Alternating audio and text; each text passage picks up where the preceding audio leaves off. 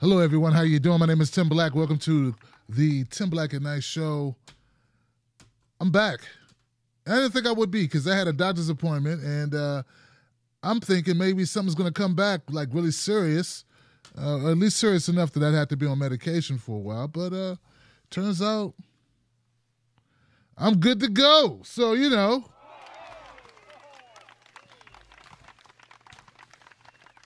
Yeah. They said I'm good to go, so what I'm going to do, not do my show? I'm going to do my show. That's what I'm going to do. So I got a couple of stories I want to hit on.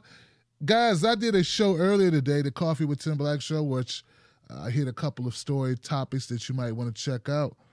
I got some stuff now, a little bit different, a little update to the Kim Jong-un Donald Trump meeting. But, yeah, it's going to be great. I want to say hello to everybody out there on Periscope, on Twitch, YouTube 1 and 2, and, of course, my people on Facebook. What's going on? What's going on? All right. So we just plow through is what we do. You know, let's start with some news about the DNC. How about that, guys? The DNC has made a pact. And it's got me kind of confused because I don't know what to make of it totally, all right? I'm trying not to be too pessimistic about this, but dare I say this may be a good thing? Let me share it with you guys. The DNC quietly adopts ban on fossil fuel company donations. I know you got to be as shocked as I am, right? The DNC has banned taking fossil fuel money.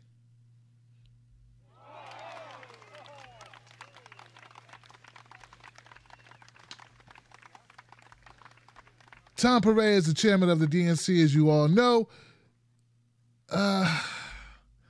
he put this out. The DNC voted over the weekend to ban donations from fossil fuel companies.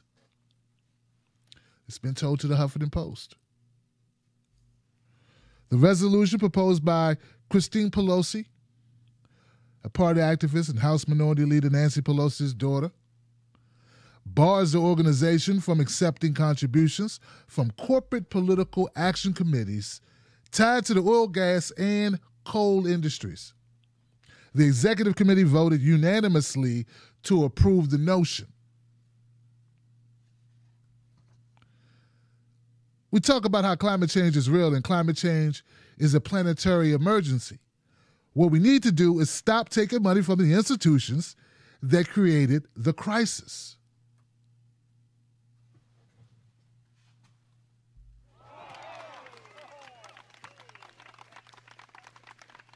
Oh, Lord. This is crazy.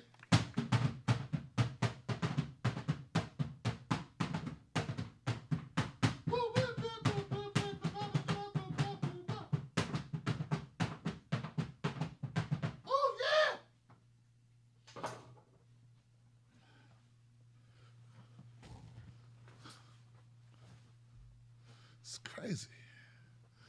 That's crazy talk.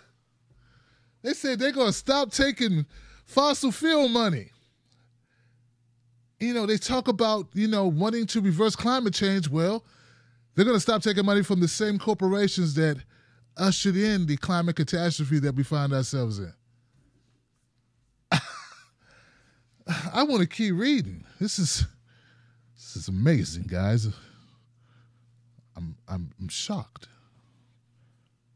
The DNC may consider a second resolution at a full board meeting in Chicago in August to ban contributions over $200 from individuals who work for the fossil fuel industry.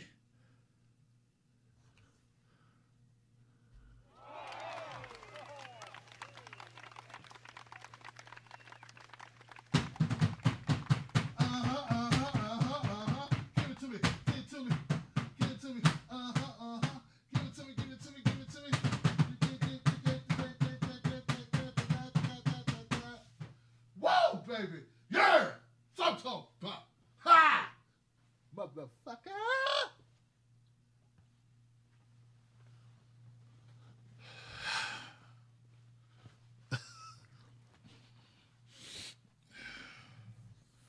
It's amazing.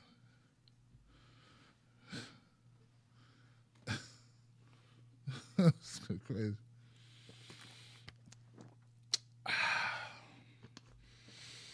Woo!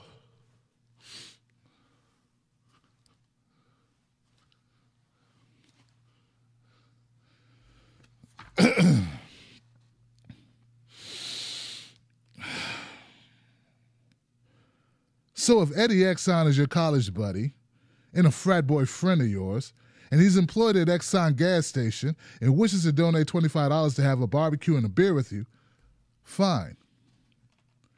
But if Edward J. Exxon and Exxon's middle management thinks you're worth contributing $2,700 to out of his own salary, that is much more concerning to us.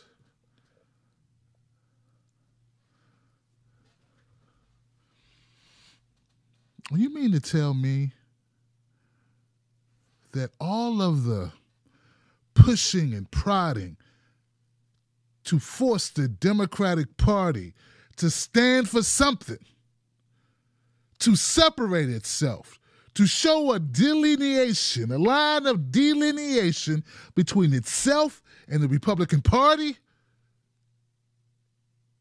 has been successful to at least a small degree, because the Democratic Party, the DNC, is moving forward on initiatives that would do just that. Separate itself from the Republicans and give you a true choice, a true difference.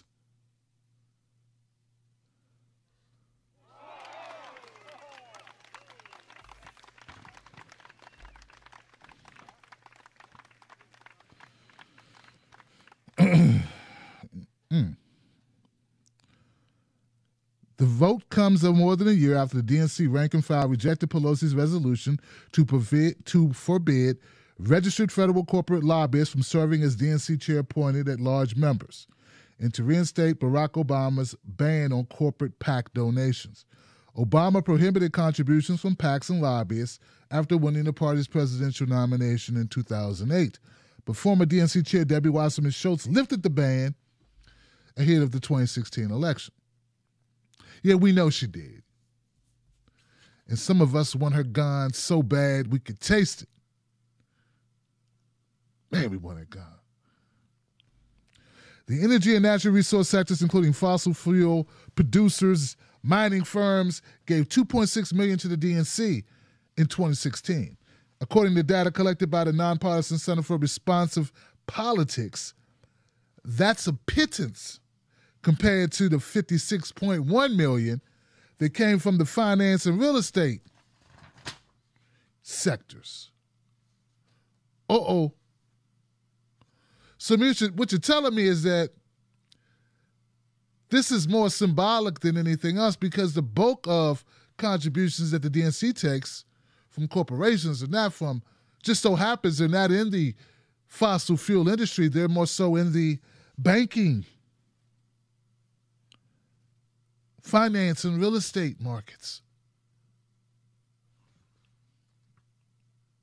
Why y'all got to play with my emotions, man?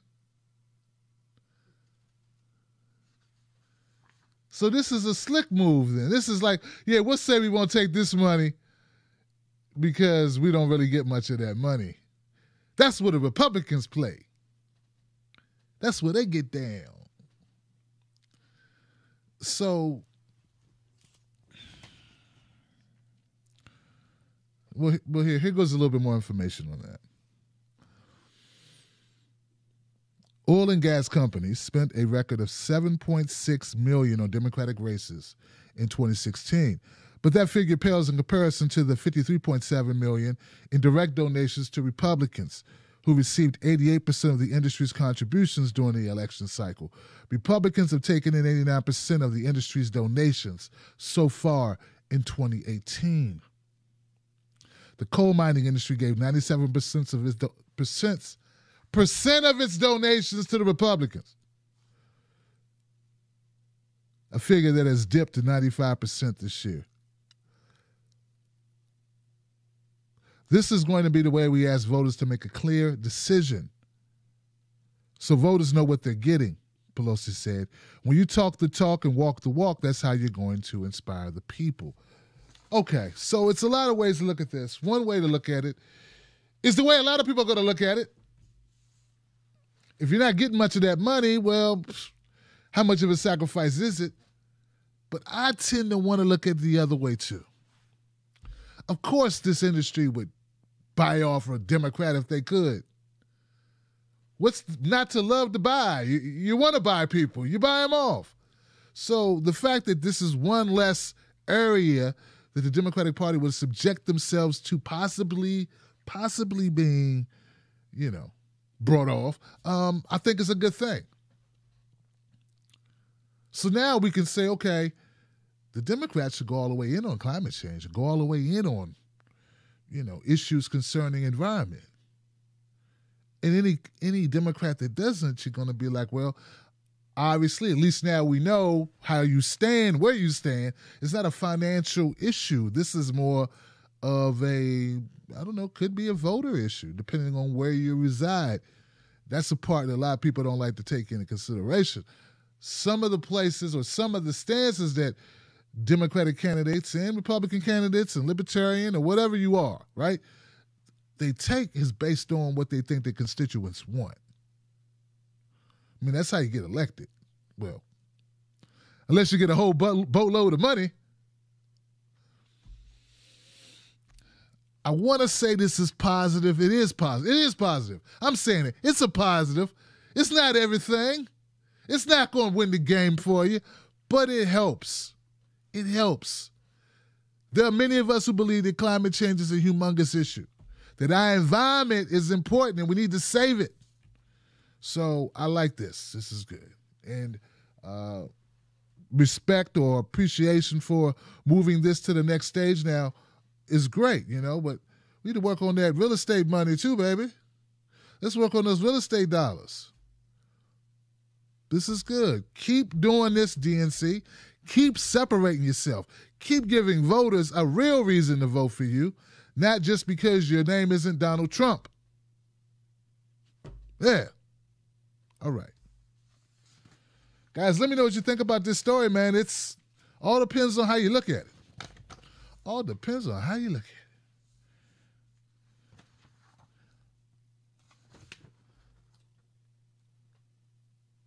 This is light. Let's go light. The Washington Capitals win. The Washington Capitals win.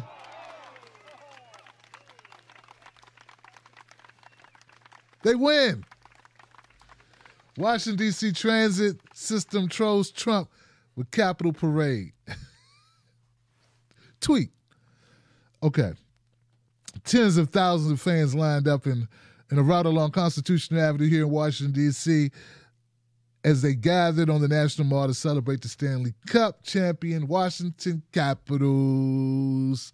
The Washington Capitals. The size of the crowd. The size of the crowd attending the Washington Capitals championship parade was undeniably huge. Huge. Huge. Huge. Huge. Huge. Huge. Huge. Huge. Huge. With its Twitter tongue firmly in cheek, the Washington Metropolitan Area Transit Authority did a nice job of matching President Trump's panache for hyperbole as fans flocked to the city's downtown area on Tuesday. We know a lot of you are interested in ridership numbers, and we'll have those for you in a bit, the agency tweeted. For now, we can say this is the largest audience to ever witness a Capitals victory parade. Period. Period. Fake news. Fake. So this is great, man. Look, this is great. Me, Washingtonian by birth. I live in Maryland now, but I still love D.C., and I definitely support the Washington Capitals, even though I'm not a real big hockey fan. I've been to a game, just one game. I used to be a Bullets fan. Then they became the Wizards, and they did that thing to Jordan. I'm like, how could you do Jordan that way? Then I am a Redskins fan, but I hate saying the name for obvious reasons. People get upset about the name, but I go right across the bridge to the Ravens, and it's just ball game. So anyway, I'm a sports fan when I have time.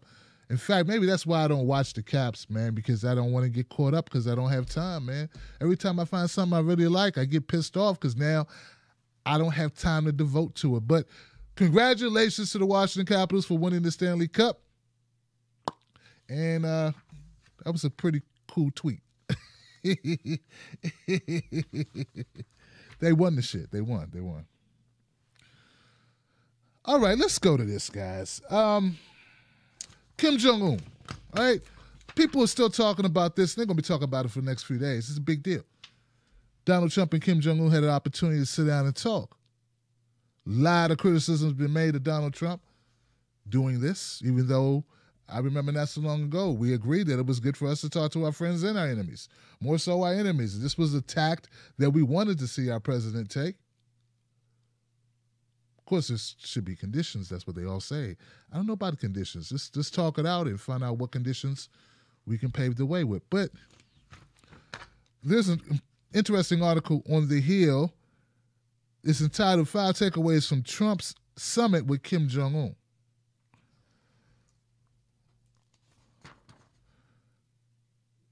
They said it's a moment that will surely live on in history books. President Trump and North Korean leader Kim Jong-un shaking hands in front of a row of 6 American and 6 North Korean flags. The first ever summit between a sitting U.S. president and a North Korean leader concluded Tuesday in Singapore with a joint declaration that was long on ambition but short on the details. In exchange for unspecified security guarantees, North Korea agreed to an unwavering commitment to complete denuclearization of the Korean Peninsula. Secretary of State Mike Pompeo will now dig in with North Korean officials to hash out the details. Here are 5 takeaways from that historic day. The summit couldn't have gone better for Kim. Kim was accused of assassinating relatives and executing scores of his citizens, appeared to get his top outcome from the meeting, legitimacy on the international stage. This whole Singapore meeting didn't it look like a big coming out party for North Korean leader Kim Jong-un as the world's newest nuclear weapons state? Sue Mi Terry, senior fellow and career chair at the Center for International and Strategic Studies, told reporters on a post-summit conference call. They say even before the summit, Kim Jong-un was being treated like a rock star. Like a rock star more than a dictator around Singapore, getting cheers as he toured the city-state. Are people hating? Sound like a little hateration in your congregation up in your situation. You knew he was a dictator before he got there, man. Guy never gets to come out. Now he's coming out. Hey, Timmy's a killer. All our world leaders are killers. All of them.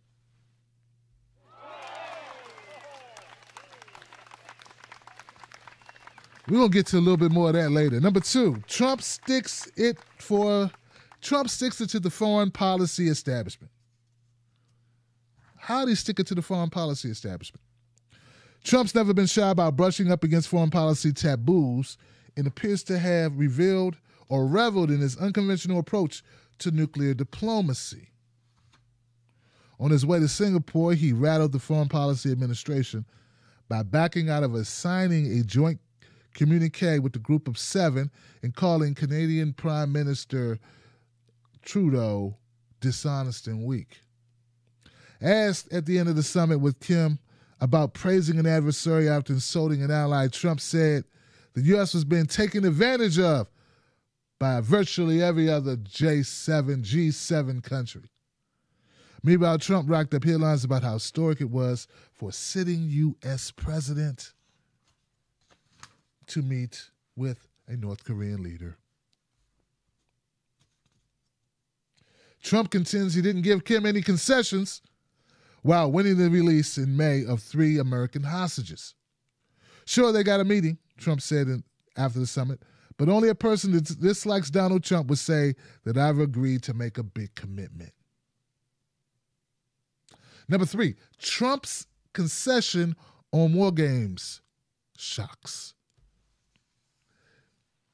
Trump framed his surprise announcement that joint war games with South Korea will be halted while negotiations with North Korea continue as a cost-saving measure, but echoed Pyongyang's criticism of the drills as very provocative.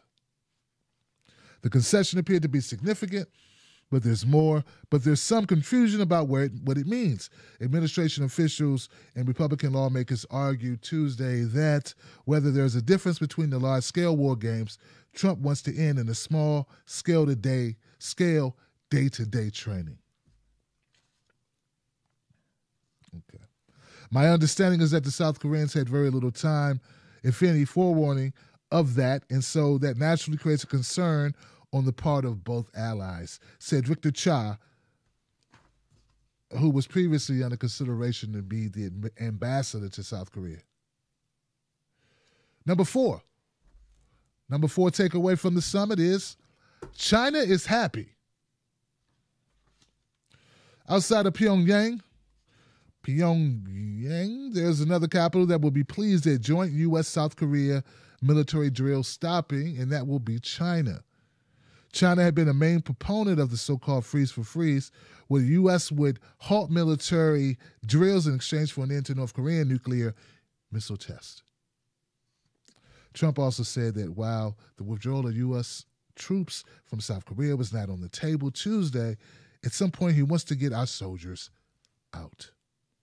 China also has long wanted a withdrawal of U.S. forces from the peninsula. And number 5, peace lives to see another day. Despite all the consternation over concessions, tensions that pushed the U.S. and the North Koreans to the brink of war last year were nowhere to be found on Tuesday.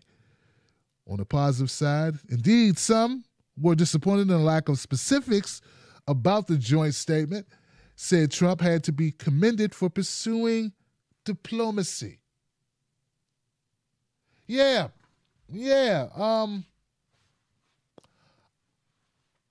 Trump can't win, okay? He can't win. He can't. And you know what? I don't care if he can win or not. What I'm saying is, if he went in there and he talked bluster and was rude to Kim Jong-un, did not get a handshake, did not get a spirit of agreement, no discussion of demilitarization or denuclearization, I should say, of the Korean Peninsula, people would be talking now about how Trump couldn't get a deal done and Trump is lousy and Trump's not a negotiator. He's horrible. But he goes in, he creates what appears to be, and from the outside looking in, is a relationship. Of course, he's rubbing noses in a little bit, I see that. But it is a positive relationship. Kim Jong-un looked like he was smiling, looked like they were having a good time and getting to know each other. And still, there's something to complain about. Whatever would there to be to complain about? I tell you, he can't do anything right. I say, you better be lucky. Look, you should be happy. You should be happy this didn't turn out much worse than it did. Kim Jong-un could have said something, and Trump, who knows what Trump would have said. I mean, these are the types of thoughts I have when Trump starts talking. What his reaction is going to be to somebody who really don't give a damn. Trump has no filter. We do know this, right? He could liable to say anything. Now, I was watching the clip before the show of our friend Rachel Maddow. And Rachel Maddow has some very interesting, very, very, very interesting criticism for Donald Trump. And some information about or a take on the meeting with Kim Jong-un. Let me see if we can play that real quick, because I think it's very interesting what she was saying here. I tell you, that Rachel Maddow is full of surprises. Now she's sitting here with Brian Williams, I think it is. Let's go over here and have a little talk to her. Let's let her talk actually.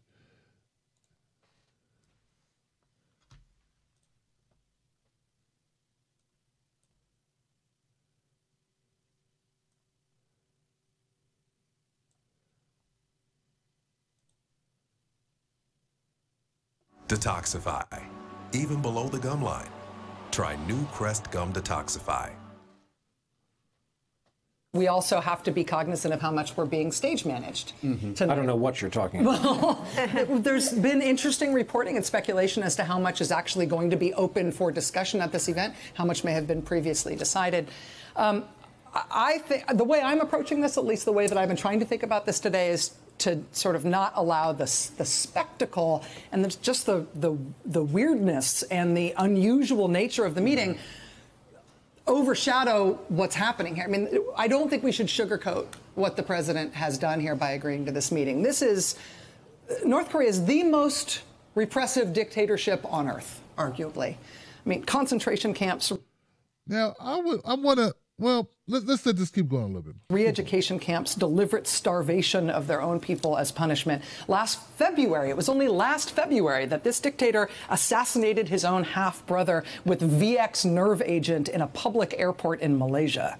Just in the State of the Union address this January, this year, President Trump hosted a North Korean defector, a man who was an amputee who had been tortured in prison, whose father was tortured to death, whose grandmother was starved to death. I mean, there's a reason why no U.S. president has ever agreed to give the North Korean dictatorship what they have wanted. Okay, there we go. Let's stop there. Let's stop right there, people. Because as I'm listening to Rachel Maddow make these claims about North Korea, remember, I've never been to North Korea. I have no skin in the game when it comes to North Korea. I just have skin in the game of truth. You know, pretty much like the United States could be considered a human rights violator as well. In fact, we are. Yeah, like who's the human rights violator is all dependent on who you're asking. You know who is known to be a human rights violator, Rachel, and I never hear you talk about them? Saudi Arabia. And we give them a lot of money. And you don't give a shit. We don't give North Korea money. In fact, we help starve them. We colonized North Korea. We colonized North Korea. We shut them off, level depleting, life-sucking sanctions on them, and then we say that they're human rights violators. You know, there is a very interesting list here. Let's take a look at this. This is a list of violations in other countries, human rights violations in other countries. I want to share this with you because I just find it so freaking interesting. It's so interesting, man. What you find when you look for it. Damn it. Come on, webpage. Check this out, guys. This is a website I happened upon. It's China Daily. See, as I stated, who's a human rights violator is all dependent on who's in the, sort of like looks. Beauty's in the eye of the beholder. Well, human rights violations are in the eye of the beholder as well. Report lists continued U.S. human rights violations in other countries. It says here, this is Beijing. This report was 2018, not long ago, April 24th. The U.S.-led military operations in other countries have caused heavy civilian casualties, according to the Human Rights Record of the United States in 2017, released by China on Tuesday. Military operations in Syria caused a large number of civilian casualties, the report stated, citing media reports. The U.S.-led coalitions of Marines have reportedly bombed or shelled at least 12 schools, 15 mosques, 15 bridges, as well as residential neighborhoods, hospitals, cultural relics, and refugee camps, according to MotherJones.com.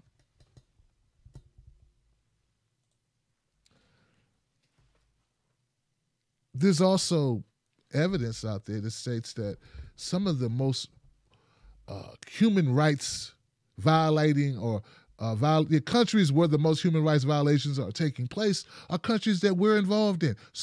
Turkey, Saudi Arabia, Yemen, Syria. Yeah, Rachel. Yeah. Now, North Korea, like I said, I'm not here to carry water for the people. I don't know about North Korea. But see, that's just the thing. North Korea, we don't get to see what's going on in North Korea. It's really hard to get data out, But, okay, I take your word for it. They're a human rights violator. One way to deal with a human rights violator is to put them on display. Put them on display. Make them have to open up their country. And then I think we could do a better job of actually seeing what's going on in North Korea. But back to my point, Rachel, you can make the same claims about the U.S. That's why people who fight for power, who speak truth to power, for the powerless, who speak out, are talking about these wars that we engage in, these interventionist regime change wars, these conflicts that we engage in, that leave civilians dead, hospitals bombed, schools bombed, drones that 90% of the time hit civilians. Rachel, what the fuck are you talking about? I mean, realistically, won't you just say it? This was a good day for Trump. It is a good day for Trump. But it's not about Trump. It's a good day for peace.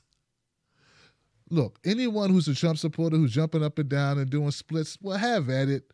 But you need to calm your ass down a little bit because, it's not everything, but it's something. But those who are so busy throwing rocks, don't you realize you're in a glass house?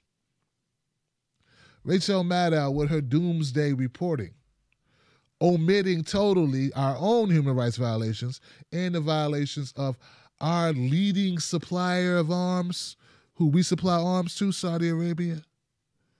With not a word about that. Shh. At least if there's human rights violations by North Korea, we're not funding it. So, I don't know. Give it up for that. These people, man. They're crazy. We talked earlier about the DNC. We talked about how they had made a pact.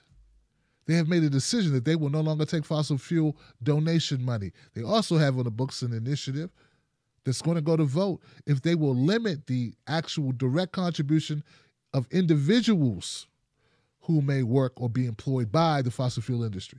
So this is a good thing, and I like it. I think it's a great step in the right direction. Now, there's something else going on that's kind of interesting as well. The GOP is attacking California single payer. Yeah. They're going after Democrats for supporting single payer in California. I like it. I like it. It's what you call one of those good problems. My mom used to say, that's what you call one of them good problems. Like, you got so much money, you got to be like, okay, I don't know who I'm going to, I don't know how much food I want to buy. I don't know what kind of clothes I'm going to wear. I've got so many choices. That's one of them good problems. It's one of them good problems. Well, this is a good problem, ladies and gentlemen. The reason why I say that is Republicans are seizing on Democrats. Demands for a single-payer healthcare system as an attack line in California, arguing that candidates backing the issue spearheaded by Senator Bernie Sanders are out of step with their districts. My opponents want socialized medicine. Oh, there they go. They're back with that word again. Socialized medicine. Like socialized police and socialized fire workers. Socialized schools. Like elementary schools, socialized. Something provided by the state that you don't pay for directly. Yeah. Evil, isn't it? Socialized utility. Public utility. Okay. My opponents want socialized medicine governor. My opponent wants socialized medicine and government-run health care. A GOP incumbent told Democratic Target, told The Hill, the district does not support it. Oh, okay, so this is the incumbent, GOP incumbent and top Democrat Target, told The Hill. So this is Mimi Walters is the name. That kind of threw me off, like Maxine Walters? No, name is Mimi Walters, which is the GOP incumbent, okay? Walters represents one of 7 GOP-held seats in California. The Democratic presidential nominee Hillary Clinton won in 2016. The Democrats are seeking to flip. If Republicans lose those seats, it would greatly increase the chances that the GOP loses the House majority. Republicans say that the Democratic candidates may have done well running on Medicare for all. Republicans say that the Democratic candidates may have done well running on Medicare for all in crowded primaries when they needed to move to the left, but they say that the position will be a major drag in the general election decided by more centrist voters. The anger of the Democratic base against the president is pushing the party aggressively leftward, said Michael Steele, a Republican strategist and former aide to Speaker John Boehner. That's going to leave them with a lot of candidates who aren't good fit for their districts. This is something I talked about before. Okay, often, and I'm guilty of it too, often I will push for an initiative or cause that I just say I think is best for the people. That politician, depending on what district they live in, their constituents may not want that. Hence, Bernie getting, a D from the NRA was probably as bad that he could do in Vermont, a more friendly, gun-friendly state, right? So we're always up against that issue. But my thing is this. If there's one issue, right? There's one issue that your constituents don't want you to support or you differ than your constituents on. Is that really enough for them to throw you out with the bathwater? I mean, if you really are connected to your people and you're sincere and you're fighting for all the other issues, or you agree on 90% or 80% or even 75% of all the other issues, how many of your constituents would really be like, nah, I'm going to go with this guy who I don't trust, who I disagree with on a lot of issues too, because you don't do it for me on that one thing? Look, I believe that not enough would do it to sink you. I think if you're a good politician, you're a good communicator, you're a good legislator, you fight for the people, you're connected to the people, you show up more than just holidays, more than just election time, that if you are really connected and you're putting in the work, I can't see why your constituents would be like, hey, he wants background checks. Screw him. Screw that guy. He wants a background check. Screw that lady. She wants background checks. Get her out of here. I don't think so. I'm not saying you get a triple FF rating on something that they want you to, support, but you got to stay true to your guns. And if you don't stay true to your guns, then you have no guns. That's what I believe. So the fact that the GOP is worried about one issue, in this case healthcare, which I think is a strong issue, it's all in how you frame it. It's all in how you frame it. It's all in how you sell it. It's all in how you demonstrate the need for it.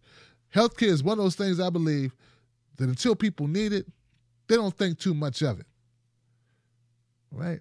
They have to see a loved one die unnecessarily or early, prematurely, because of lack of healthcare. And then it becomes the most important thing in the world. Or if you have a sick one, oh, don't let that person be a child. See, the more we tie our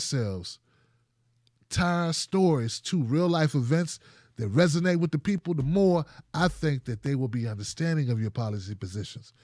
And if they're not won over, they'll at least understand the sincerity of your ethics. That's what I think.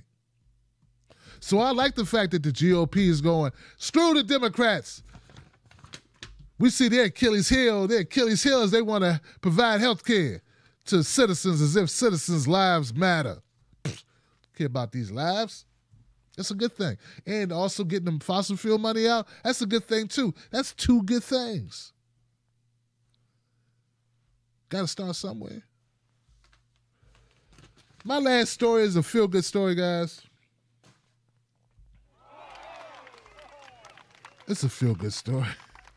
No, it's just crazy, okay? This is crazy. How many of you guys remember that fight Rand Paul got into last year? When did that fight take place? Was it last year, guys? I didn't realize Rand Paul got beat the hell up. Now, look, you guys remember that this article just came out, right, today. It's from Vox, right?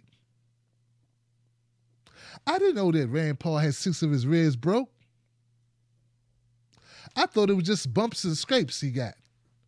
Rand Paul could have died. It also turns out Rand Paul may be a little bit of an ass. Okay, so the fight he got into with the neighbor had nothing to do with politics at all. It had to do with Rand Paul stacking garbage in the backyard. Yeah, stacking up garbage in the backyard right next to the owner's property line. And this is crazy because the owner said he'd come out and Rand would it'd be like 5 feet high, 10 feet long of branches and shrubbery and, refuse, garbage, whatever it was, right? Old branches and leaves and limbs and clippings and trimmings and all this crap, right? So big thing of it. So he didn't like the fact that he could see it from his back porch in his big-ass pile of, stuff. Now, Rand Paul could have moved the pile onto his own property, further on his own property, but he chose to put it right against the property line. So the neighbor, what would he do? He'd come out and he move it. See, that's the thing that got me about this story, is that the neighbor got so tired of seeing it, he removed it. Not once, several times. He's removing trash off of the property line that Rand Paul put there. So I think it was November 2nd. November 2nd. His name is Busher. Busher is the neighbor. They ended up kicking Rand Paul's ass. Now, Busher did battle with the pile again on November 2nd, setting fire to it and sustaining second-degree burns in the process. Yeah, so he kept coming back to try to remove this pile, and on November 2nd, out of frustration, he says, I'm going to burn the pile. I'm tired of moving it, and accidentally burns himself. So he was pissed off. He burnt himself on Rand Paul's pile of detritus, garbage, clippings, trimmings, whatever, what have you, right? Do you know what the date was when Mr. Boucher decided to lay hands on Rand Paul? November 3rd, the very next day. The very next day, still probably bandaged up and sore from the second-degree burns he acquired the day before, he sees Rand Paul out there riding his damn lawnmower with these headphones on, right? Top speed, Boucher races out and tackles Rand Paul, knocking his ass clean off the lawnmower, and proceeds to give him the right there, Fred. Right there, Fred. Right there, Fred.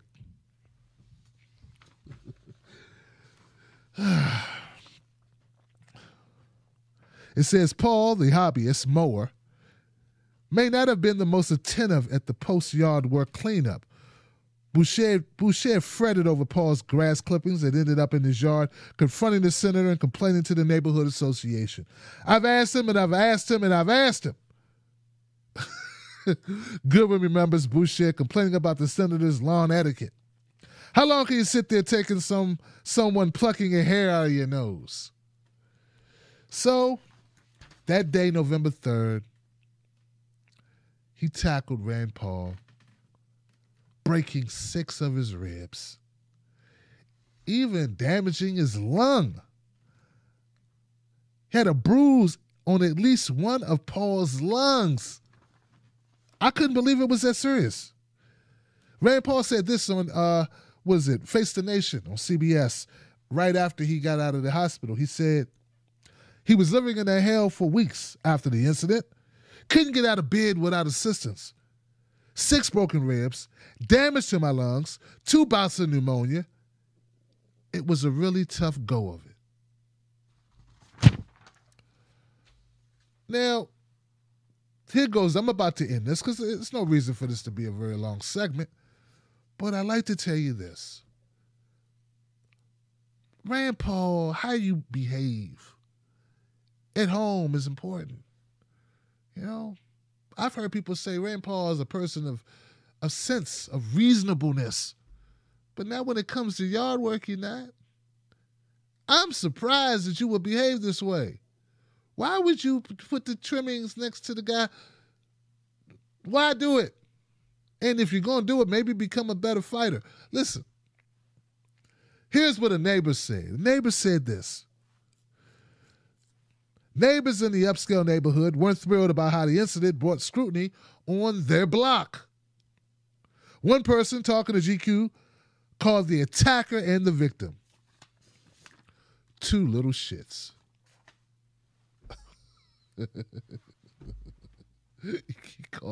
He called Rand Paul a little shit. And the attacker a little shit. So see what I'm saying? It's like horrible. Both of these guys are considered assholes. I don't know. It just stuck to me. It just, I've heard people talk about it, but I never knew this guy could have died over some yard trimmings. That's it. That's all I got for you. I'm Tim Black. Thank you for tuning in. Clean up your own yard. And the moral of the story is, if you piss off your neighbor, won't you buy him a 6-pack and make it up to him? Especially if he burns himself cleaning up your mess. Instead of creating more mess for him with no word or anything. I tell you, boy. I tell you. All right, guys. Don't forget, guys, this show is brought to you by... Who's it brought to you by? JustInformed.com, a social media site where we don't track you, we don't steal your data, we don't sell it, we don't do anything like that. What you do is you go there, you share, you read, you digest, and you become a part of the community. So please, go to JustInformed.com, a site owned by activists, commentators, and journalists just like you. All right, now. All right, guys, I'll see you on the next one. Take care, you guys. And remember, don't let nobody take your cornbread. I'm out.